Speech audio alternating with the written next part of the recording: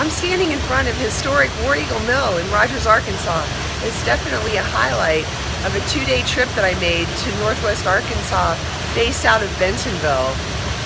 I love War Eagle Mill because they sell 5-pound sacks of all kinds of flour and meal made from organic and non-GMO grains. They have 3 colors of cornmeal: yellow, white, and blue.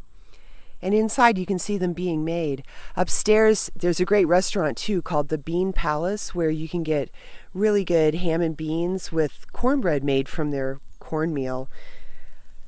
My trip to Bentonville was all about art and food, so the natural place to stay was 21C Museum Hotel.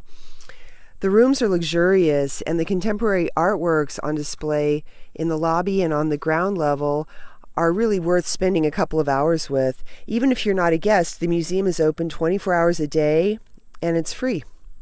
The Hive Restaurant inside 21C Hotel is the leader of the pack in the high South cuisine that Bentonville is becoming famous for. The Hive's chef, Matthew McClure, was a semifinalist for the James Beard Best Chef South Award.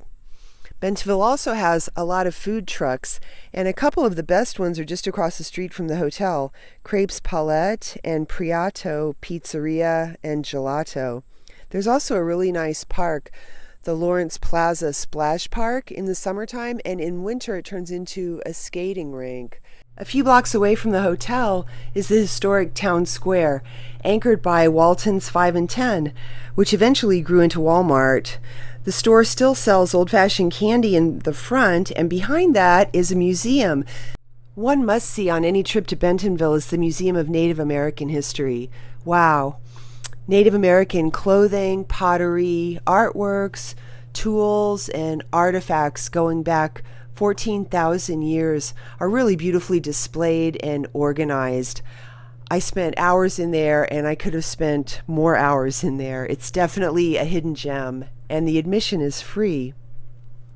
Of course, the main attraction in Bentonville is Crystal Bridges, the spectacular Moshe Safdie designed series of concrete, wood, and glass buildings that house galleries that feature all the big names in American art through the centuries. It's a beautiful place to be, and you want to be sure and build in enough time to take in the 3.5 miles of sculpture and walking trails. One recent addition at Crystal Bridges that's been really popular is the Frank Lloyd Wright House.